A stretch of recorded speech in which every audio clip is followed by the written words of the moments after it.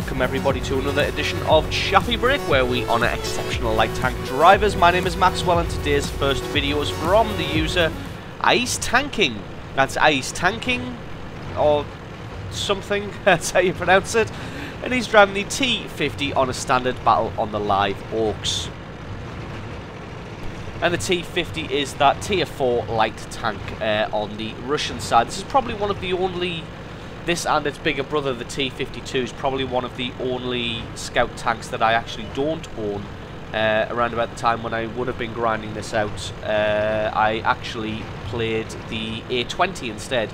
And that's just simply because this tank hadn't been released at that point. The A20 I was probably playing about 2 years ago. So this tank wasn't actually in the game then. If it was, I probably would have chosen this one, especially because it leads onto that T52, which is a very nice scout tank. The A20 doesn't actually lead anywhere. Or it leads onto that the T34-85. So if it's a Panzer 1C, there's not really going to be much a Panzer 1C can do to the front of a T50, and he knows it, which is why he is trying to run the hell away. But there's going to be nowhere. He's got no chance of getting away from a T50, so Ice Tanking takes him out and picks up his first kill. So yeah, the A20 obviously leads onto that T34 and the T34-85. It goes down the medium line, but that's the only tier 4 light tank that the Russians had at the time, just after the game had left beta.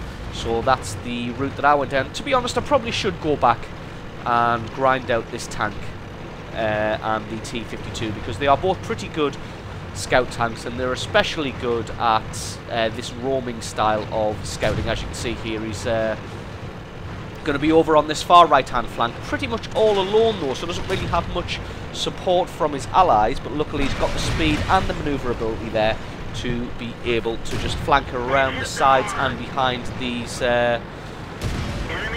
tank destroyers.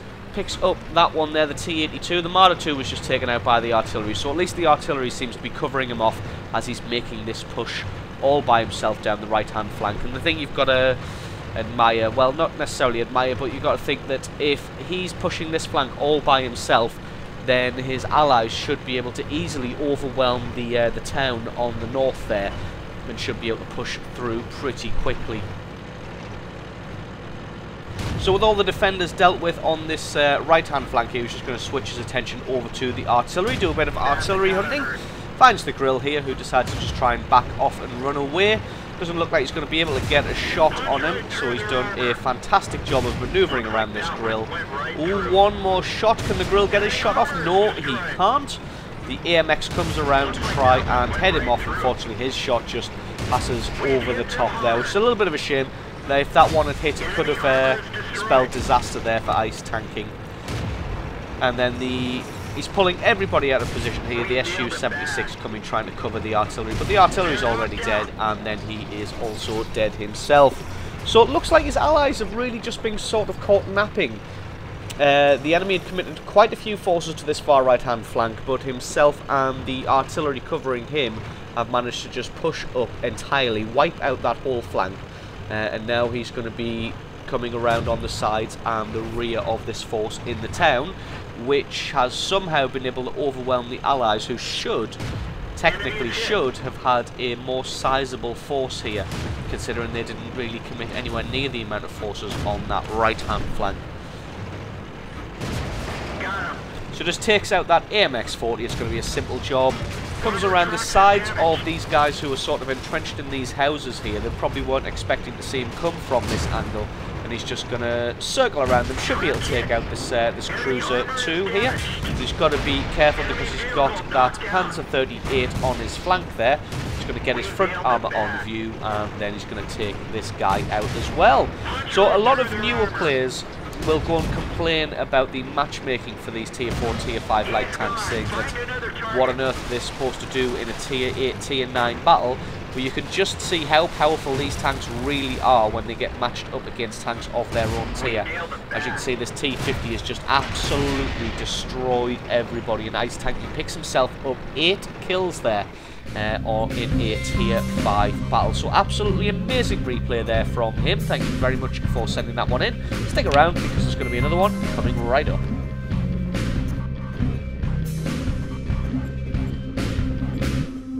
Let's get this show on the road.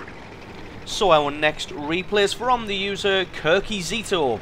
That's Kirky Zito, and he's driving the ELC AMX on a standard battle on Malinovka. Malinovka being a very, very camp-heavy map, with the two forces facing off across the field there. But before we get into the particulars of this replay, you may have noticed in the last video that I'm trying out a slightly different commentary style. I have had some feedback from a few users saying that although they love and appreciate the videos, of course you would, why would you not?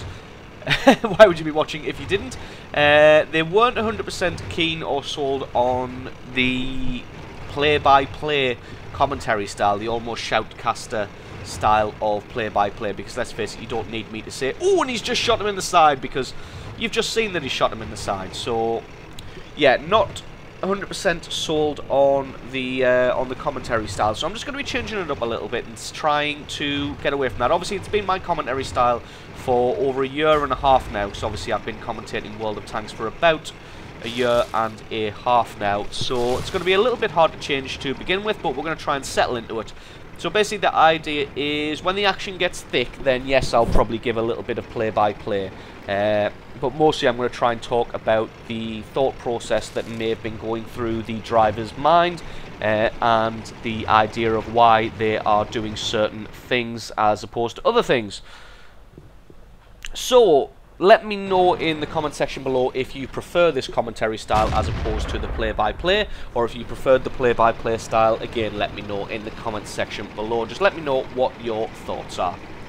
So back to this replay, he's going to be taking the hill at first, just obviously because being a light tank, that's what you need to do. You get eyes on this hill as soon as possible, so you can spot out the enemy force and try and find how many people they are committing to this flank, and that'll give you a good idea of how many people they have committed to defense of the base.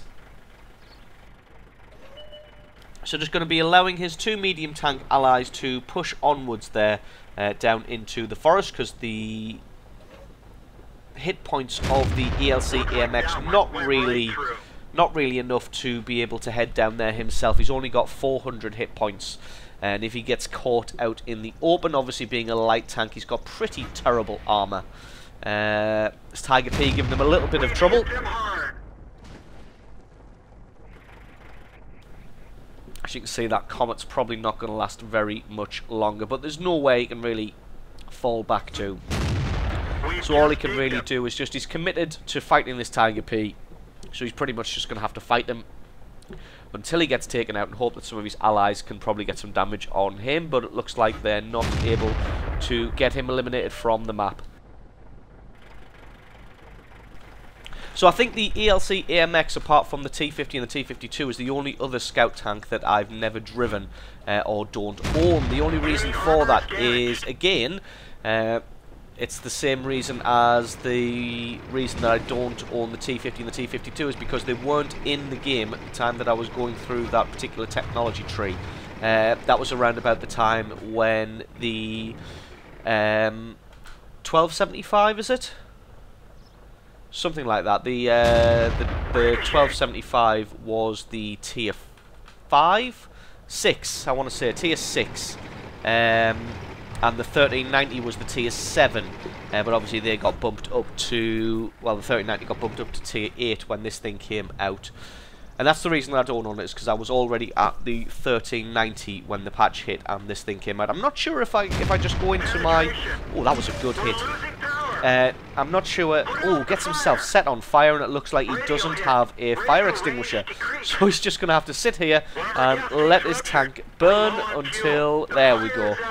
Managed to put it out when he gets himself down to 38 hit points. So that just shows why you should probably bring a fire extinguisher. It doesn't cost that much, to be honest, and it's not like he's using the slot that the fire extinguisher would have went in for something else. So yeah, a little bit of a warning there. Should really bring a fire extinguisher to a battle. Just going to see if he can take out this Panzers. The one who set him on fire should be able to get him through the fog of war. Manages to take him out and finally getting his first kill of this match, getting on the scoreboard. But he's done quite a decent job of spotting here. Going to see if he can get some eyes on that Tiger P, who looks well hidden. So anyway, what was I talking about?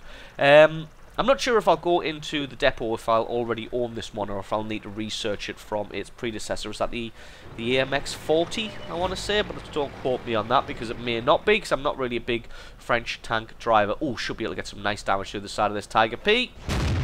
Enemy armor is destroyed. So I think I might have to do that. I'll go and check the depot and see if I actually own this tank, because it may be fun to give it a try.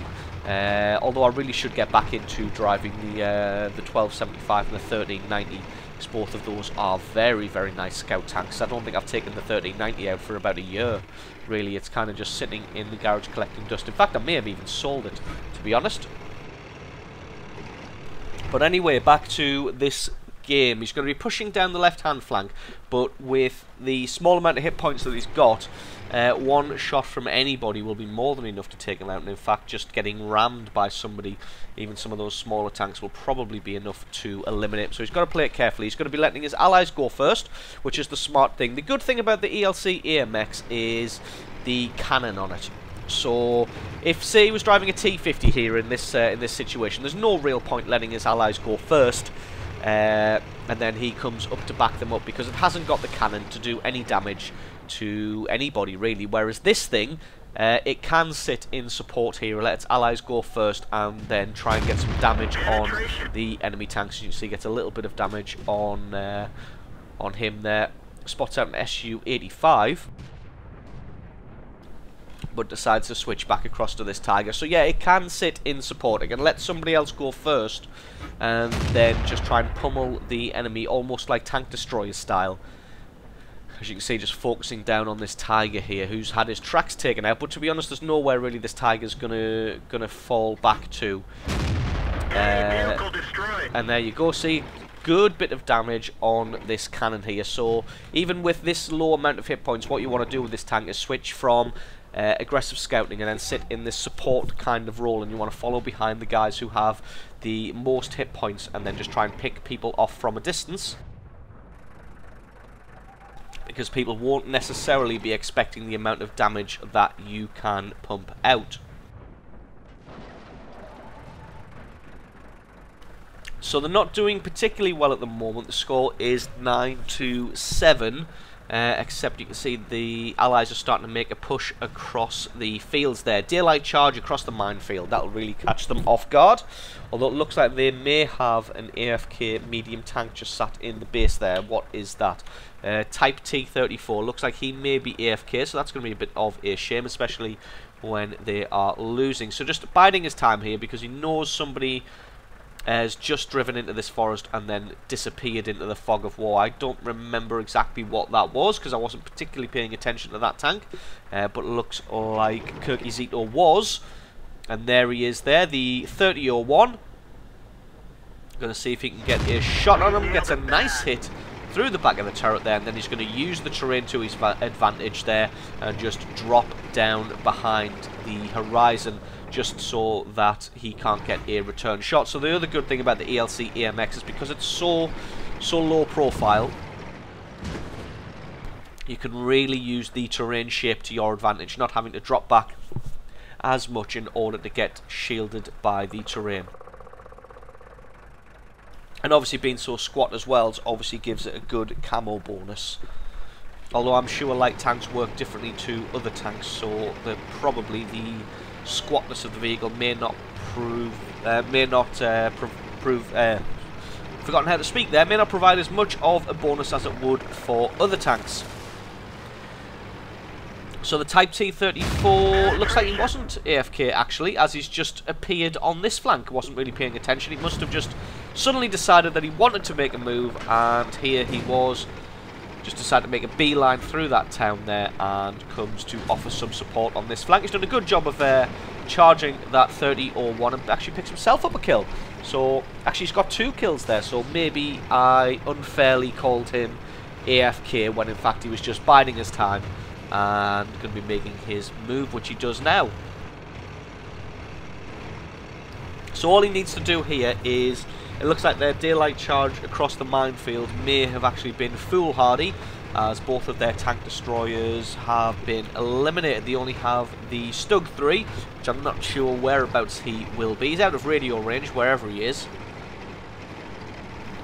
But Kirkizito just using the flanks to his advantage. You're going to be coming around behind the base and trying to get some eyes on the enemy. But again, with only 38 hit points, he's got to play this one very carefully. Doesn't want to charge out too much. Spots out the enemy's Type T-34.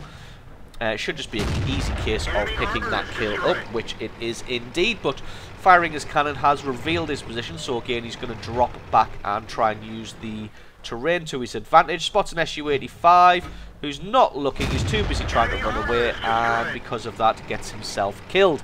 If he just sat and tried to return fire, he probably could have taken out this ELC, to be honest. But no, he was too busy trying to run away, and gives Kirkizito his 5th kill now in this match. So having a great game now. So who is left? There's an M6 making a beeline across the cap zone of his own base there, but it looks like he's getting hit in the side from somebody. Who is that? That looks like it's a T-21. So just going to set himself up here and probably try and eliminate the tracks of this M6 as he comes around the corner. Not only does he take the track out, but also destroys him. And that leaves a Crusader light tank left, and he's pushed all the way back to the very back of the base there. So don't really think he's going to be able to affect much change in this battle. And in fact, Kirkizito doesn't really want to get involved. He's already got himself that Top Gun medal with 6 kills there. So he's just going to let his allies do the work, take him out, as he doesn't want to risk getting himself blown up. So awesome play there from Kirkizito, taking it slow and steady, and showing that a light tank can make an impact even when they are not being an aggressive scout, which the ELC AMX sometimes has to play as. So thanks very much for sending that replay in. Stick around, guys, because there's another one coming right up.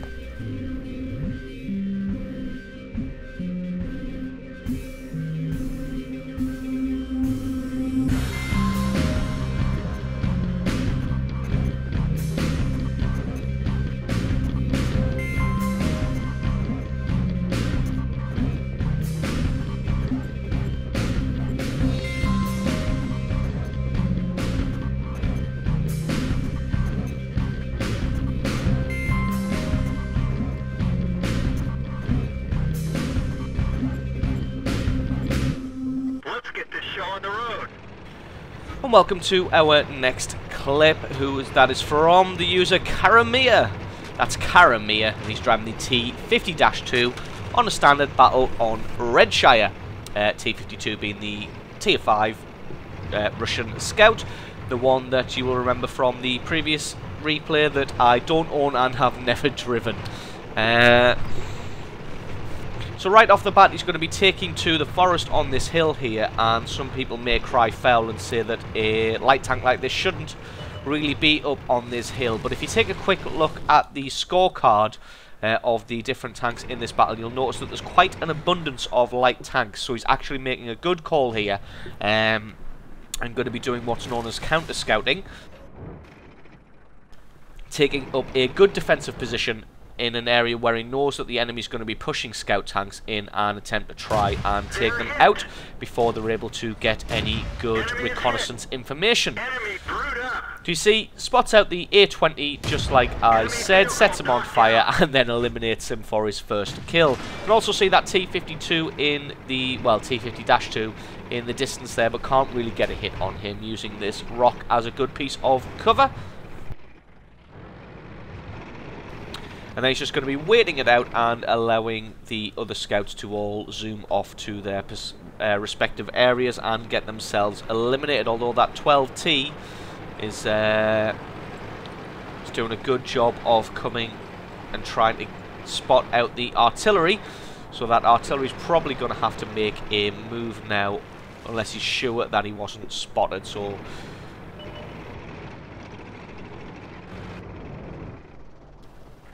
being a light tank and being a 50-2, he's probably got the best view range of any of the tanks on this hill here. So he's just going to be doing a good job of trying to keep the enemy spotted, trying to keep eyes on where they are. As you can see, the other T50-2 has decided to push across to the far southern flank there and just get eyes on the enemy's position for his heavy tanks that will be following up behind him, as you can see there.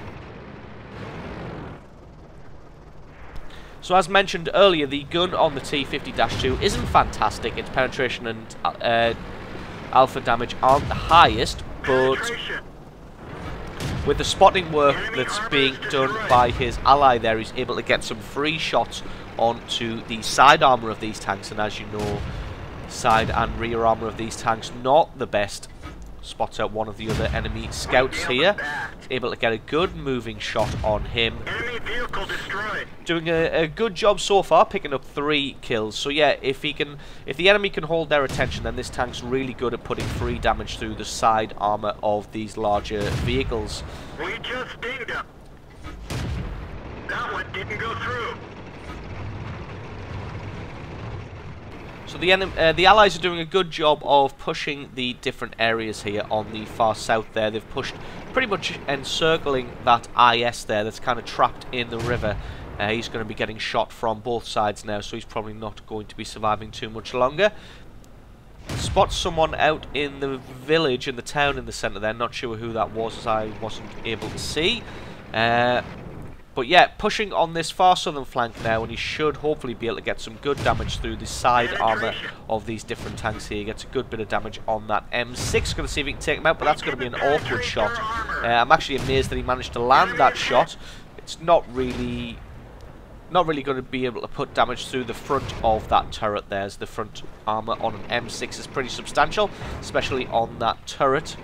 And again, same thing for this IS. Going to try and get some damage through the side armour there, but that's going to be an awkward shot. As you see, not really doing any damage to him, and not going to do any damage to the front of that turret. Going to have a couple of shots anyway, just in case one of them accidentally finds a weak spot. With the amount of ammunition that this tank carries and the reload speed, it's always good just to have that shot, just in case your gunner is able to pick out a weak spot. Trying to have a shot at that commander's hatch there, but there's hardly any of the tank visible. Oh wow, able to take him out there with a very lucky shot. It was only really the commander's hatch that was visible, but he's able to get around through that anyway and take him out for his 4th kill now. So having a storming game despite being camped up on this hill. So playing more of a support scout rather than an aggressive scout. Looks like that 2801 has pulled the Black Prince around, so he's able to get a good hit through the rear armour. Game's pretty even at the moment at 7-6, but like I said earlier, they are pushing the southern flank pretty successfully. It looks like they've kind of stalled in the north and on that right-hand flank, just kind of holding their positions, trying to just stop the enemy from pushing in. It looks like the enemy's probably camping along that ridge there at, what is that? That's F9 and G8. It looks like the enemy's probably going to be camped along that ridge there. So nobody's really going to be able to push out of that town and along that right-hand flank as of yet. So with the Black Prince removed from that flank there, that's going to allow the Allies to push up, and Karamir is going to go with them. Or I thought he was going to go with them, but he's having just a little think, trying to decide where it was that he last saw the enemy. He knows that there's a tank destroyer camped up on that ridge. There he is, the SU-122-44 and that SU-100.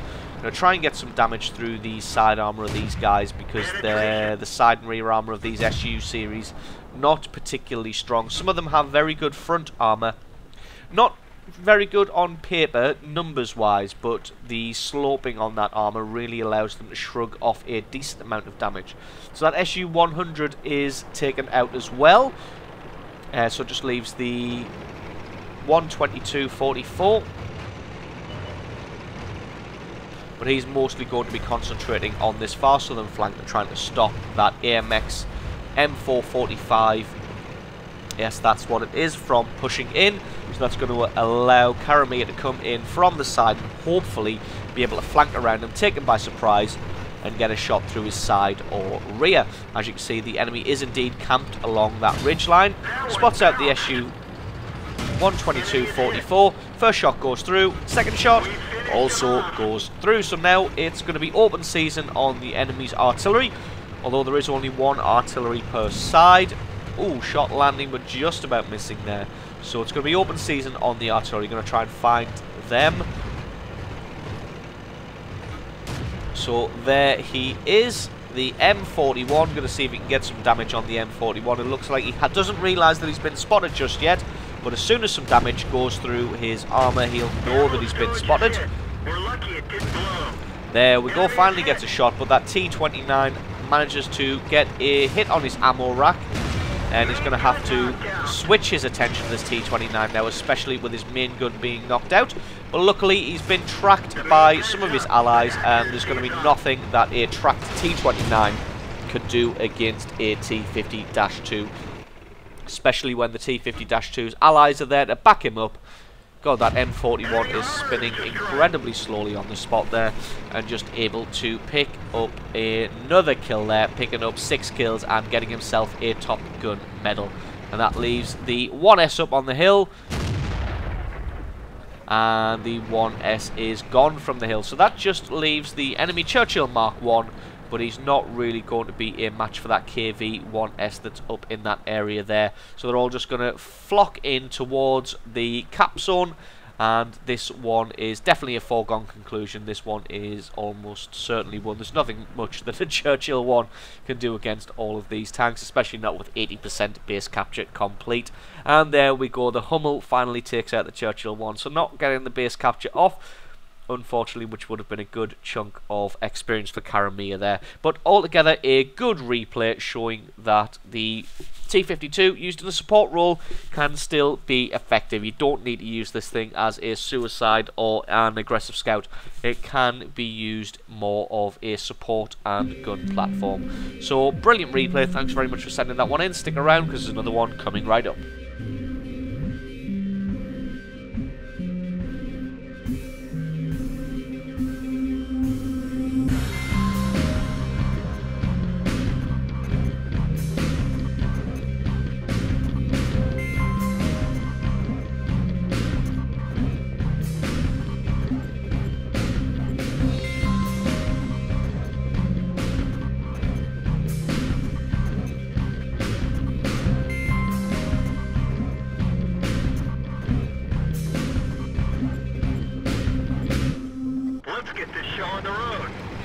And our final replay of the day is from the user.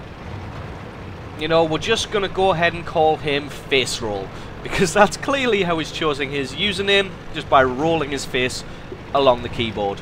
So our final replay of the day is from the user Face Roll, and he's driving again the T50-2 on an assault battle on Erlenberg. T50-2 being this fast, agile scout tank, and he's going to be doing what he can to help out his allies here. So doing the smart thing, not just going to be rushing towards the enemy lines, he's getting into a good advanced position here. Knows he hasn't been spotted out by the allied T50-2 there because he's on the other side of that ridge.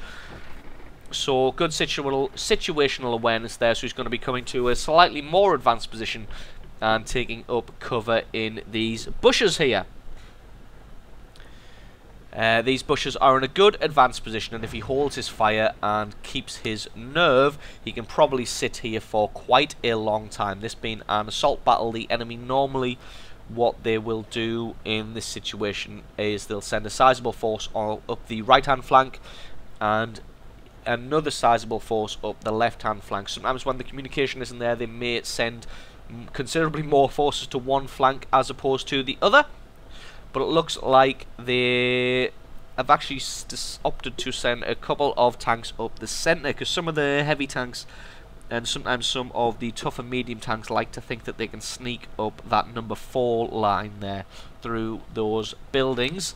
Sometimes that works out well, and as you can see, somebody trying to do the same thing along that number 6 line on the other side of the river there. Sometimes that does work out for the best, but as you can see, the allies have got some medium tanks just to keep them spotted and make sure that they aren't going to push too far up. So an allied Tiger just overtaking Face Roll there in his bush. It looks like the enemy hasn't really committed too many forces to this flank here. As you can see, they've got a good chunk of 4 heavy tanks on that far right hand flank and a few people in that central area. So it looks like they've kind of neglected, like I said, if the communication isn't there, they can kind of neglect one flank or the other. So he's just going to come around here. Oh, so it looks like there is a few people on this flank, but they had come round in a different place. So he's going to just get a little bit of damage on them and then try and run the hell away, because there's nothing he's going to really be able to do against those forces there. The Hellcat gets taken out. His tracks are removed, but I don't think anybody's really going to be able to come down here and punish him for that, because if they do, then his allies that you can see there will just annihilate them. So what he's going to have to do here is just back off slowly and use the terrain to his advantage, just in case that IS does decide to poke his head out. Then he can just drop back into the lake there, and his allies can take them out. The T-34-85 wanting to have a little bit of the action, but again, if he gets himself out of position, then he's going to get himself hurt. There you go. As you can see, he's almost taken out already, and not being able to get a hit at all on this T-50-2. So what they're going to have to do now, really, if you take a quick look at the minimap, is they're going to have to mop up these forces pretty quickly, because they've been overrun on that right-hand flank there. As you can see, this IS pretty much just ignoring the T-50-2 here, which is probably the smartest thing he can do in this situation, because he's not really going to be able to have the turret or body traverse to be able to get his gun on target of a skilled T-50-2 driver. But what he can do is he can try and take out one of the tanks in front of him, as this T-50-2 isn't going to do a sizable chunk of damage to him. But he gets himself eliminated, and Face Roll picks up his first kill of this match. So it looks like the Allies have actually committed too many forces to this left-hand flank, so what they're going to have to do is just push on quickly, as quickly as they can, take out this AC. The MLE 46 here. Not got the best traverse in the world, so even up a hill he can keep in front of this huge gun, as one shot from that's probably going to be enough to take him out, but one more shot from him should be able to pick him up, and indeed it does. So they're going to have to push down this flank as quickly as possible in order to try and flank around behind the enemy, but it looks like the enemy from that river position has been able to take out the heavy tanks that were stationed up on the hill there next to... probably wouldn't call that a church, probably call that some kind of weird castle, stately home kind of thing. But anyway, that's enough for me taking control of the camera. So L-Man Face Roll spots out the enemy's artillery here. So we're going to see if he can get some shots on this guy and get him eliminated to give them the artillery advantage. But it doesn't matter, because the IS does his job. But he also finds the SU-5. SU-5 gets set on fire and destroyed. So he's going to be making a move up this far right-hand flank here, going to be coming up to try and support his allies, because they've been totally overrun on this right-hand flank. And in fact, as you can see, the enemy's actually pushed a tank destroyer into B3 there, who's probably working on trying to take out the artillery. So he's going to be using the speed and agility of the T-50 to try and circle around the enemy. And that's the thing you can really do with this tank, because it does have a fantastic top speed and it's got some brilliant acceleration. You can really use it to reposition quickly, get some shots off on the enemy, and then disappear back into the fog of war, and then reappear on a completely different part of the battlefield where you are not expected. As you see, that T-34 really didn't expect a wild T-52 to appear and to eliminate him. So good use of speed and agility there, getting around behind that T-34. Accidentally crashes into a wall, but again has the acceleration just to shrug it off and get out of there. So now he's going to reposition to a different area, hopefully where he's not expected. They managed to even up the score now, so it is 11-10, and it looks like they've kind of got the enemy pinned in this central area along the river. So the enemy has 2 Tigers and a KV-1S. Tiger looking pretty healthy, but the KV-1S probably isn't long for this world. and just going to be playing a lot more aggressive than he was earlier now. Going to get in behind this Tiger, and the speed and manoeuvrability of this Tiger isn't fantastic, so he should just be able to get some free damage through the sides and rear of this tank. Just doing a fantastic job of dodging underneath the shot there from that cannon. A couple more shots should be able to eliminate him, but it looks like the Grill has decided that he wanted some of that action and has come in and taken him out.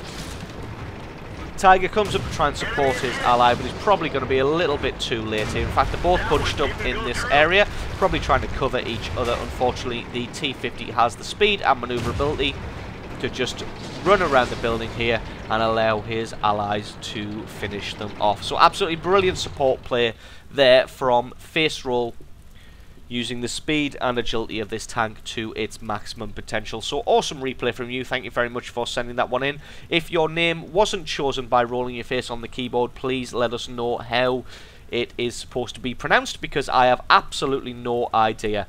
That's going to be it for today. Don't forget to leave a like or favourite if you enjoyed the video. Stick a comment in the comment section below. Let me know what you thought of this commentary style as opposed to the play-by-play. It's going to take a little bit of getting used to for myself as well, because I've commentated World of Tanks videos in pretty much the same way for a year and a half now. So you may have heard sometimes I fell back into play-for-play casting kind of commentary style.